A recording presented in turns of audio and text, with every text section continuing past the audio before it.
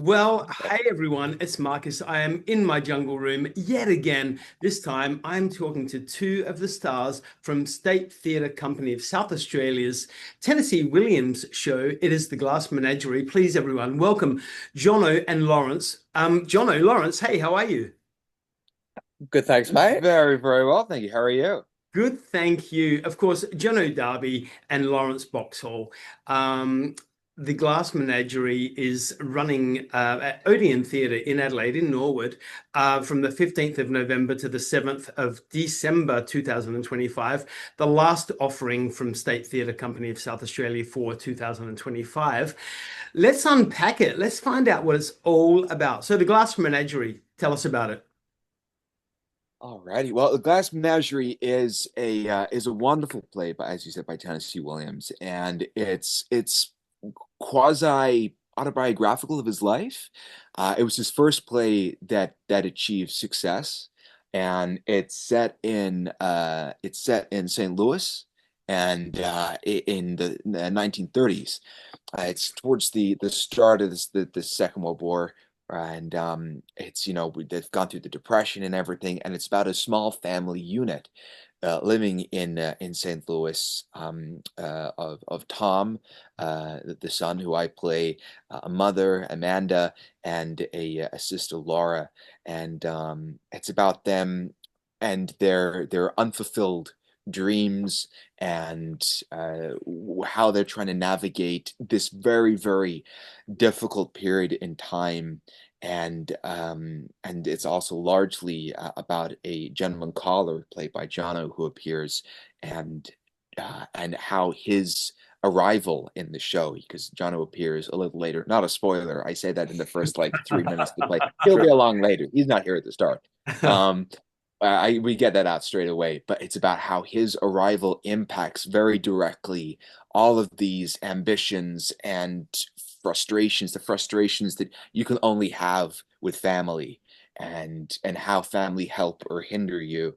And it's this wonderful, melting pot of internalizing your grief and your frustrations and your hopes, and then how once a conduit for those things comes along, what happens when all of them kind of get set upon a very small apartment. It's beautiful writing, and just if you have ever had parents, which for most people is there, if you've ever had siblings, this play will shine a light on a lot of things that I'm sure that a lot of people are sitting on.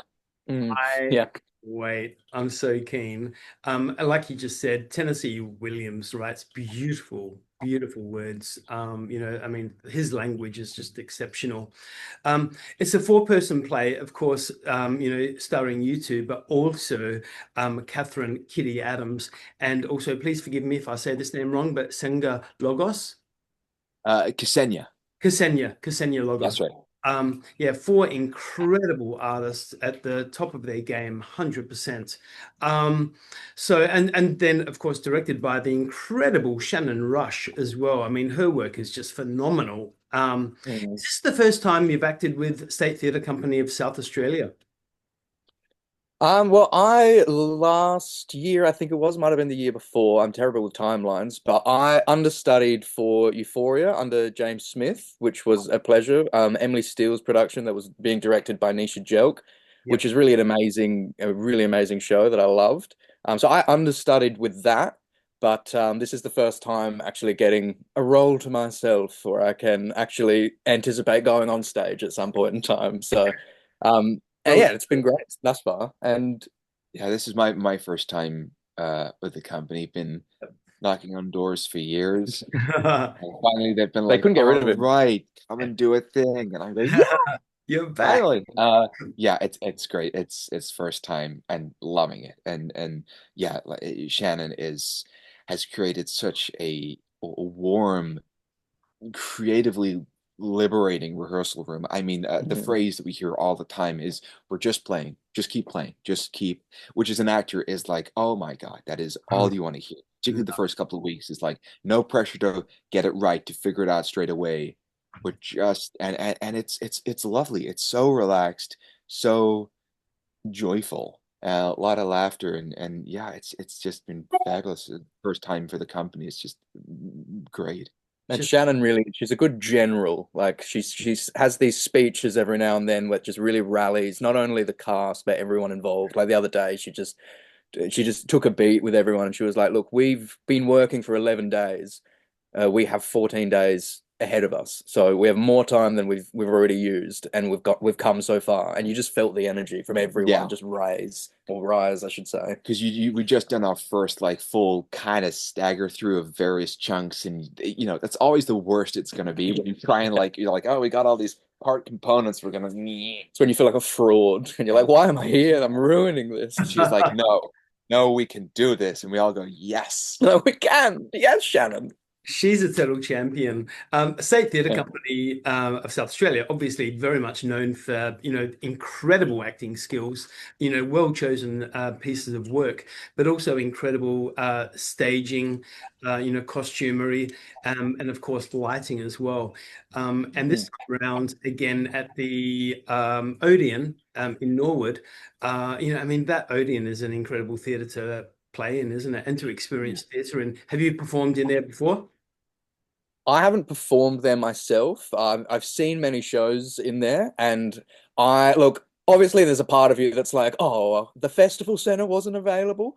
But for this show, for the setting of like, because the whole thing takes place in the small family apartment, and just the structure and the atmosphere of the Odeon just fits perfectly. The intimate audience numbers, it really couldn't be better. Like doing it in a massive festival center with all those seats probably wouldn't fit the aesthetic and the style and vibe of the piece as well as the Odeon. Mm. So I don't know if it was luck or a genius play by whoever was booking it, but they couldn't have done better in terms of picking the venue. And our set designer Mark Hmm. has maximized the space and what the space can offer, and has made a set design. I don't want to say what it looks like because I hope that people come in and you'll see it the moment you peel around, it'll be there. Mm. It's so beautiful, and like straight away you will understand, oh, this is the world we're in. Mm. It'll draw you in its intimacy, but also make you feel, a part of it, enough fly on the wall, but enough removed, which I think is very like I've seen productions of Glass Menagerie. I've seen several over the years, and sometimes, yeah, if the space is too big, the pressure cooker element gets dissipated, Yeah. and set is too far away, or there's too much going on in the set, because we talk a lot about memory and things being unrealistic. Like Tom actually talks about, this is a memory play, it's not realistic. That if it's too far gone, or they're trying to be too clever, it can alienate you, because then it's not your world that and you can get lost. And Mark has just tread that tightrope Mm. of realism, unnaturalistic setting, and all this sort of stuff. The costuming is going to be beautiful, so I'm really excited. I think everyone is, to get this thing up and to get in this space and start playing on it like it's a giant playground. Yeah, just on the set, like obviously being because I'm an Adelaide-based actor, and I'm sure Marcus, you've seen a lot of Adelaide shows. The amount of black box shows, and we're all trying the uphill battle of not having as much budget as we would like, so trying to make that work. On the first day when Mark did his production design meeting or his like presentation, it was just this moment as an actor where I've just always wanted to be able to play in a scene and in a setting like this, and it was just like, oh yes, this is the dream. This is what I wanted. And I think, you said a key word earlier, which was the intimacy of the Odeon Theatre. I'm not sure if you guys saw it, but State Theatre Company's show a little bit earlier in the year was Dear Son, about, Yeah, 5 Indigenous guys. And that was at the Odeon. And, I think the powerful aspect of that play was made even stronger due to the fact that it was in that intimate theatre, yeah, which is, I'm sure, what we're going to experience with the Glass Menagerie, of course. yeah, 100%. Hey, moving on from that, actually, no, before I move on from that particular play, how long has it been in rehearsals for? How long have you been working on it for, on your We particular role? are just about halfway through week 3. Okay. And we've got another week and a half before we're in tech, I think. Yep. And yeah, it's all been pretty standard thing of like a couple of days going through the text and everything, then just getting up on the floor and just seeing what sticks, best idea wins, and figuring it out. Yeah, so we're still in the playing and got a couple of weeks to go. Yeah, we've got the shape now. Now it's just about we've got the sketch outline, and now it's just about going through and getting those finer details, Yeah. finishing touches. Yeah. Mm. Hey, I mean, you've both acted before plenty of times, many, many times over. Do you still get a huge buzz out of opening night? Do you still get the nerves? Do you, what are your vibes on opening night these days?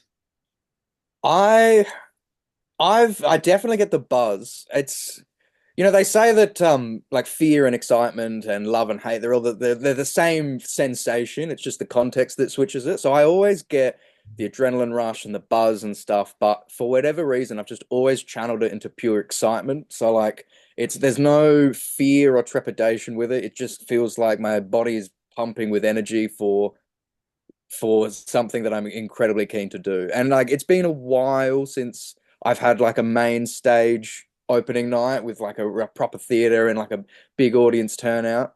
Because I've done a lot of films in the last few years, and that's that has its own kind of pressure, but you've got multiple takes. It's a relatively closed set, but this kind of vibe, it's been a little while, but yeah, I couldn't be more excited for it. Yeah. Hey, oh, sorry, go on. Oh no. Yeah, I was just gonna say, like, I was just gonna ask, like, what's the difference between like a film opening for you and then a theater opening for you? Well, it's to be honest, it's a little bit less pressure. Like you want to seem like you belong, you want to seem like you fit in. But it's like if I throw out this first take Yeah. and the director pulls me aside and goes, "That was terrible. We're going to do that again." So be it. Yeah. I can work that out. But with opening night, it's it's obviously you've worked it through a little bit more up to that point, but it's still like there is a buzz and an energy to an actual performance run that Mm, you can't really recreate elsewhere. mm, And this is probably not great, but like for me, so many things start clicking into place as a performer and like from an understanding point of view. Once the show really starts rolling, once you get yeah. those tech runs, that's why previews are so important. Yep. But yeah, just a little bit less pressure and like Yeah. to be honest, I kind of enjoy the theater side of it more because you can really take your time and run into it and like Yeah. really vibe out how it all feels. Yeah.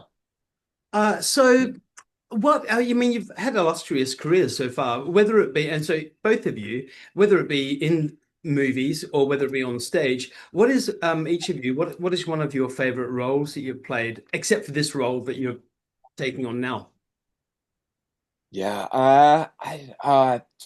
The last role that I played, I was playing Gollum in the Lord of the Rings musical that was touring Australia. Yeah, wow. And that was like a bit of a bucket list thing. We started rehearsing that like November last year, finished up the 1st of September, I think it was. That was crazy. I spent all that time bald, full body paint every single day, black teeth, protruding spine vertebrae, and all that kind of stuff. And that was great.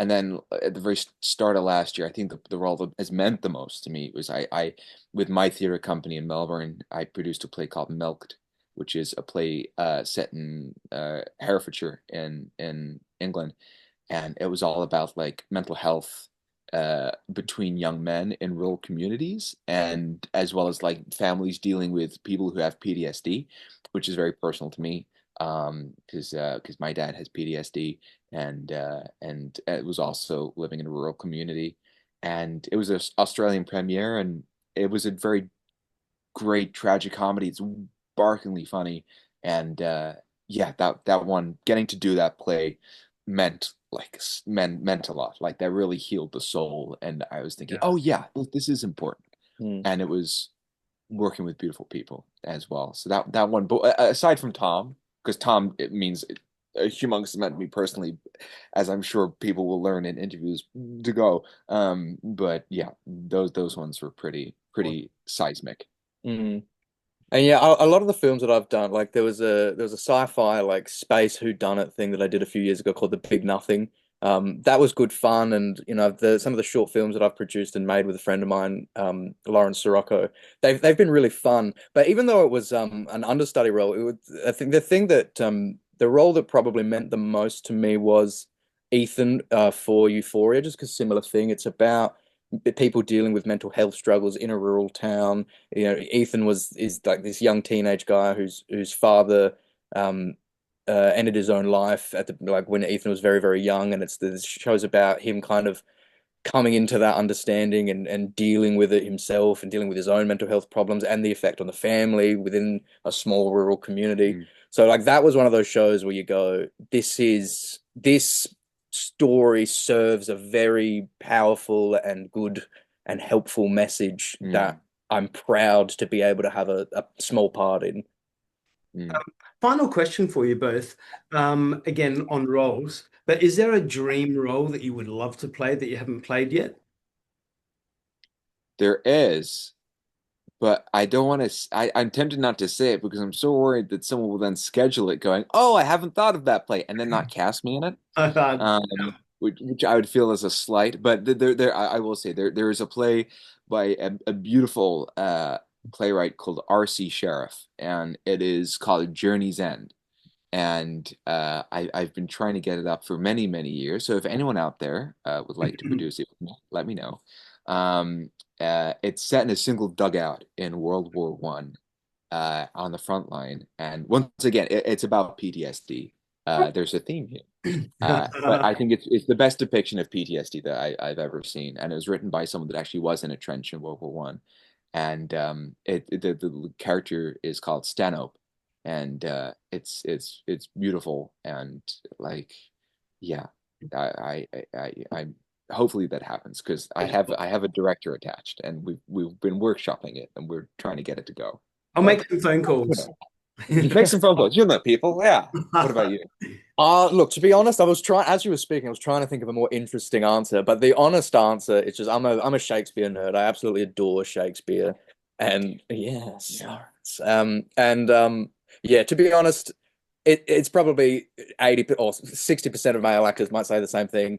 But if I could get to play Hamlet at some stage in life and just really tackle that monster of a role and of a show, that's the first thing that comes to mind. That's the dream for me. I see it. You'd be good. You'd Oh, be that's very good. good. It's my manic depression. Well, yeah. Well, you've put it out to the universe now. Let's just manifest it, make it happen. Yeah, That's it, absolutely. Markus. Hey, what an absolute pleasure. Like I said, everyone, Jono Darby and Laurence Boxhall, they are in The Glass Menagerie, written by Tennessee Williams for the State Theatre Company of South Australia. It's running from the 15th of November through to the 7th of December. Get onto it, guys. I'm going to see you opening night. I can't wait. Right. At the Odeon Theatre. Jono, Laurence, thank you so much, and you have a fabulous day. Thanks You for having us, too. Markus. See you later. Now Good back to to meet you. rehearsals. No. See you guys.